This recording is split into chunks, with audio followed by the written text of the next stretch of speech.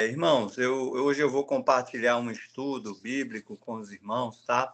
Baseado no Salmo 50, um salmo bem interessante, com muito conteúdo, né? A gente vem estudando um livro do irmão do pastor Marcelo Aguiar, um livro Salmos Vivos, né? Eu recomendo para os irmãos, quem não conhece, quem não leu, leia. É um livro sobre estudo de vários salmos, dentre eles é o Salmo 50, né? Ele faz algumas considerações, algumas observações que a gente, por mais que já tenha lido, a gente acaba, né, descobrindo coisas novas. E aí, quando a gente descobre coisas novas, coisas boas, a gente faz questão de compartilhar, né, com as famílias, com os amigos, com os irmãos da igreja, com todo mundo que curte o evangelho assim como nós. Amém? Deixa eu fazer primeiro a leitura do Salmo 50. Vamos ler o salmo todo, é um salmo, né, muito rico, mas a gente vai enfatizar em alguns versículos, que aí ao longo da reflexão a gente vai citando, amém?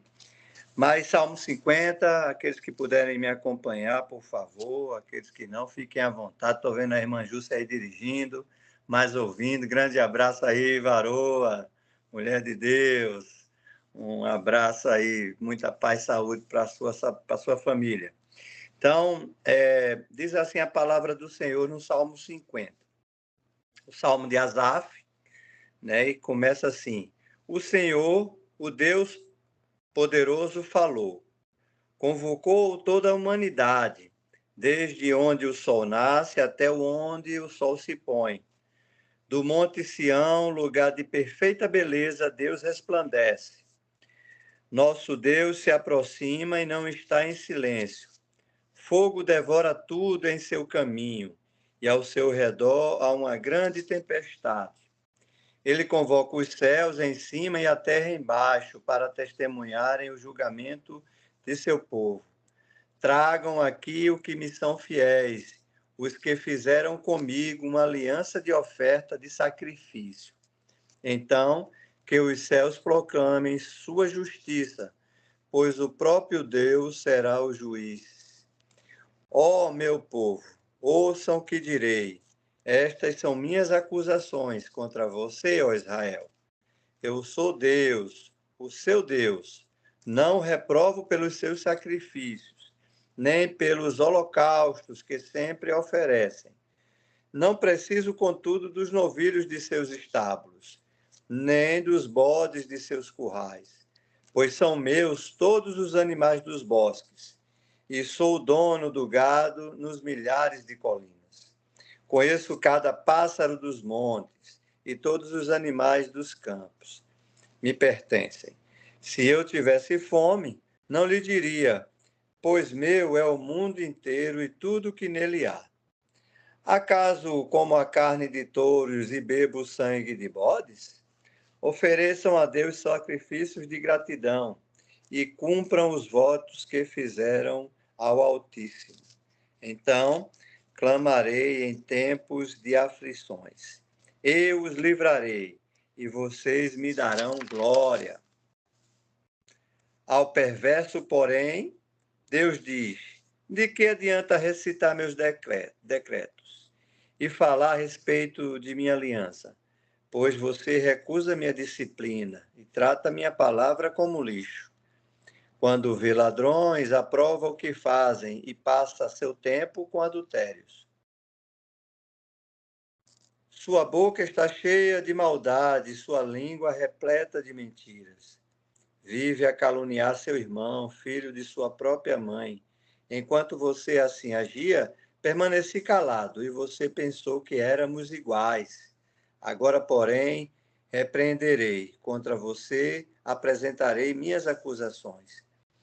Pensem bem e arrependam-se todos vocês. De mim de mim se esquecem. Caso contrário, eu os despedaçarei e ninguém os ajudará.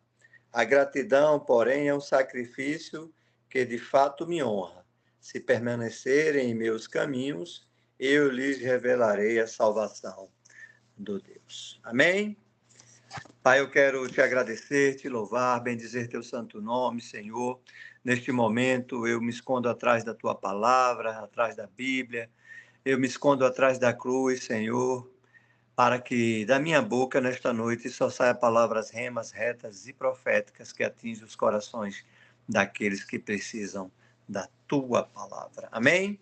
Irmãos, como eu falei, essa reflexão ela é baseada no estudo do livro Salmos Vivos, escrito pelo pastor Marcelo Aguiar, né? E no livro ele bota como título dos comentários do estudo o seguinte tema: angústia. Angústia, uma cadeia sem grades, né?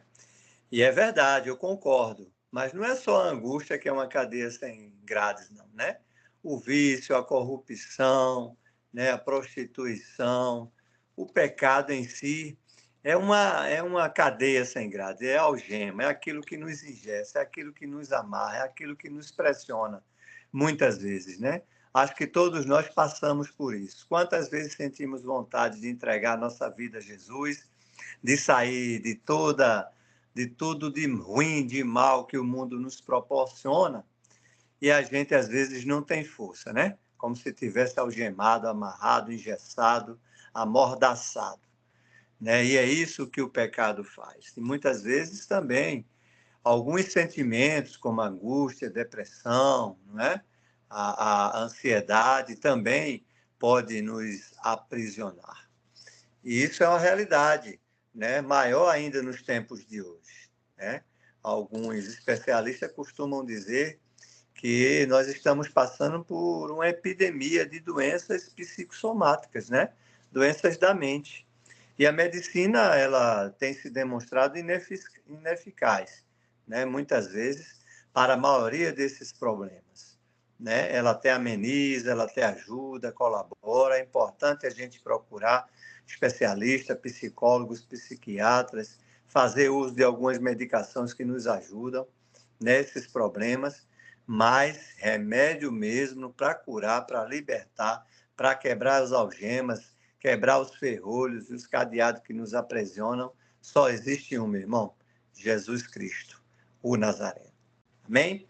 E quando eu li esse estudo, eu me lembrei logo de um fato que aconteceu comigo assim no início da minha conversão, né? Eu nunca fiz questão de esconder que tinha feito a decisão por Cristo, que entreguei minha vida a Ele. Nunca tive essa dificuldade de andar com Bíblia, de falar que era crente evangélico. Nunca tive essa dificuldade, não. Porque a minha vida, né, só cabe a Deus e a mim mesmo. Eu sempre tive essa opinião. E aí, uma certa vez, quando um amigo, um colega de trabalho descobriu que eu tinha me convertido ao Evangelho, ele perguntou e fez o seguinte comentário: Marconi, agora tu é crente? Eu disse: sou sim.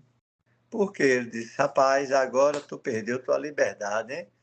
Tu um cara que gosta de farrar, gosta de beber, gosta de mulher, gosta de tudo que o mundo proporciona, e você agora vai abrir mão disso tudo. Agora tu vai ficar aprisionado, vai perder a liberdade. Na hora, o Espírito Santo respondeu por mim, né? Usando a minha própria boca, disse assim: não, meu irmão, eu agora é o contrário, eu agora estou liberto, né? Eu antes era algemado, eu era prisioneiro da prostituição, do álcool, da corrupção, do pecado. Agora não, agora Jesus me libertou. E aí eu não disse mais nada e ele se satisfez com a minha resposta. E é realmente o que acontece mesmo, quando a gente entrega a nossa vida a Cristo. Ele já tira aquele fardo pesado de cima das nossas costas, a gente se sente leve, a gente não sabe se ri, se chora, se pula, se corre, se dança, né? Porque a gente é um estado de espírito, um estado espiritual que a gente nunca sentiu antes, né? E é o chamado primeiro amor. E aí os dias seguintes são maravilhosos, né? Depois é normal a gente passar por dificuldade, porque o próprio Cristo já nos alertou, né? No mundo terás aflição, mas tem de bom ânimo, porque se eu venci, você também pode vencer, né? Tomando o exemplo de Cristo, que foi um homem como nós, que sentiu todas as dores, sofreu todas as tentações, passou por todas as dificuldades e conseguiu superar. É difícil? É, mas ele deixou o Espírito Santo dele, que nos edifica, nos consola, né, e nos exorta quando é preciso. Amém? Então, meu irmão, vamos se agarrar com quem pode nos curar e quem pode nos guiar, que é o Pai, o Filho e o Espírito Santo. Mas continuando aqui o estudo do livro Salmos Vivos, eu vou ler para vocês aqui uma introdução e fazer alguns comentários desse livro. Um livro muito interessante, até mesmo para aguçar aí a curiosidade de vocês e vocês passarem também a fazer estudo. Eu prometo que quando eu terminar de estudar, viu, Damião, aí eu empresto a você ou a quem quiser aí esse livro, porque a gente tem que passar a bênção para frente. Mas diz assim, ó, ele vai enfatizar no versículo do Salmo 50 que diz assim: invoca-me no dia da angústia, eu te livrarei e tu me glorificarás. E a introdução do livro fala assim, ó: houve uma ocasião em que estive numa cidade onde havia ruínas de antigas construções. Os restos dos edifícios estavam lá para serem visitados pelos turistas. Entre as ruínas achava-se uma velha cadeia do período colonial. A maior parte das paredes já havia caído. Não se via mais grades nas portas ou nas janelas. Fiquei a imaginar como seria tentar manter prisioneiro naquele lugar. De uma cadeia como essa, só não foge quem não quer, pensei. Quando me lembro disso, chego à conclusão de que, pela graça de Deus, a angústia também é uma cadeia sem grades. Os grilhões da tristeza foram esmigalhados por o nosso Salvador. A grossa parede e as barras de ferro que nos mantinham cativos vieram abaixo pelo sangue de Jesus. Só não foge quem não quer. Infelizmente, parece que muitos cristãos não se dão conta disso, pois continuam aprisionados e infelizes. Será esse o seu caso? Saiba que Deus tem 4 coisas a dizer sobre isso. A gente vai ver essas 4 coisas rapidamente, mas eu quero dar uma paradinha aqui e enfatizar novamente dessa coisa da cadeia sem paredes, sem grades, sem algema, né? Que a angústia é capaz de nos aprisionar. Não só a angústia, outros sentimentos, como eu falei, ansiedade, depressão, uma própria enfermidade, né?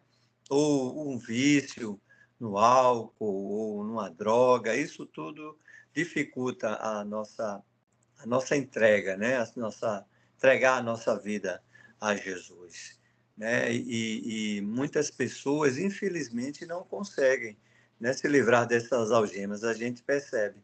Outras conseguem, se livram, Deus dá o livramento, Deus quebra, mas ele volta a se autoalgemar, né? E isso é o mais triste. Não é ninguém que vai lá e obriga ele, que aprisiona ele. Muitas vezes somos nós mesmos que nos aprisionamos novamente. É como se a gente entrasse numa sala, numa grade, numa cela e trancasse por dentro e jogasse a chave para fora, né? Porque quando a gente vai perdendo a intimidade, quando a gente vai se afastando de Deus, é isso que acontece. É como se eu pegasse uma algema e eu mesmo colocasse nos meus pulsos e jogasse a chave fora, bem apertada, né? Para não ter chance de sair. Infelizmente, isso acontece, é uma realidade. Pessoas não têm força, né, para se livrar dessas prisões. Mas aquele que se alimenta da palavra de Deus, que é a fonte inesgotável de sabedoria, a Bíblia, que a gente acabou de ler, aí sim você vai encontrar forças, você vai encontrar sabedoria, você vai encontrar motivação, você vai encontrar a resposta para aquilo que você busca, para aquilo que você precisa, né? Você vai saber conduzir melhor a sua vida, superar as suas dificuldades, né? Porque a Bíblia, meu irmão, é como se fosse um manual, né? Um receituário para o crente. Quando a gente está doente, a gente vai para o médico, ele passa um receituário, não é? Quando a gente está com fome, a gente procura uma padaria, um restaurante, e aí alguém dá o cardápio. E quando você está espiritualmente frágil, meu irmão, se afastando do Senhor, é a Bíblia, esse receituário, é a Bíblia, esse cardápio que você deve se alimentar dela todo dia para que você fique forte. É dela também a fonte inesgotável de sabedoria, que dela você deve beber todos os dias, né? Independentemente do formato que você escolha. Eu sempre costumo recomendar para os meus alunos do discipulado da escola bíblica um devocional, né? Porque o devocional ele lhe estimula a ler a palavra de Deus. Primeiro, porque os comentários do devocional bíblico é baseado na Bíblia. Segundo, que muitas vezes para você entender o contexto daquele devocional, daquele versículo citado, é preciso você ler todo o capítulo, ou um capítulo anterior, ou o capítulo posterior, né? Para que você não fique fazendo a leitura sem entendimento. Então, isso tudo nos proporciona. E hoje tem até coisa melhor ainda, pode ser, o devocional pode ser ouvido, você já está gravado, você ouve, acompanha, aquele que tem alguma dificuldade de leitura, algum grau de instrução menor, pode fazer uso e abusar dessas ferramentas. A gente recomenda sempre, né?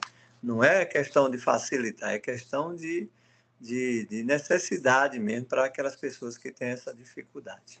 Amém? Então, meu irmão, continuando aqui, o livro ele dá algumas mensagens baseado no Salmo 50.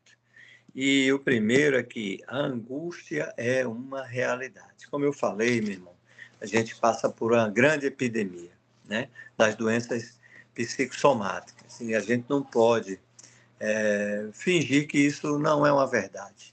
Isso é uma coisa nova para a minha geração, para a geração da maioria dos que estão acompanhando agora aqui essa transmissão. Não era da nossa época, ou se era, não era dessa magnitude. E a gente precisa estar preparado, né? Para a gente também ajudar os nossos amigos, os nossos jovens, os nossos filhos e netos, para enfrentar essa epidemia, meu irmão, que infelizmente está deixando muita gente triste, com a tristeza da alma. E isso é muito, muito ruim, muito terrível, né? De certa forma, todos nós aqui já passamos por angústias, né? Ou se não passou, glória a Deus, vai passar um dia, né? Como eu falei, Cristo já nos recomendou que teremos aflição, uma hora ela vai chegar. E a gente precisa estar forte para enfrentar esse momento de dificuldade, essa angústia. Amém? Então, é uma realidade, sim, precisamos conviver com ela, né? É como a seca, como a caatinga, né? Como as chuvas que agora estão aparecendo aí em lugares que antes não chovia ou não alagava, a gente precisa saber conviver com ela, né? Passamos por uma pandemia, estamos todos bem, graças a Deus, muitos se foram, mas aqueles que ficaram precisam aprender com essas dificuldades. E nos momentos de dificuldades é uma escola, né, para as nossas vidas. Tem um ditado, um provérbio popular que diz assim: não se faz bons marinheiros, né, se o mar for calmo. Tem que ser o mar revolto, meu irmão, porque aí o cara é testado, né?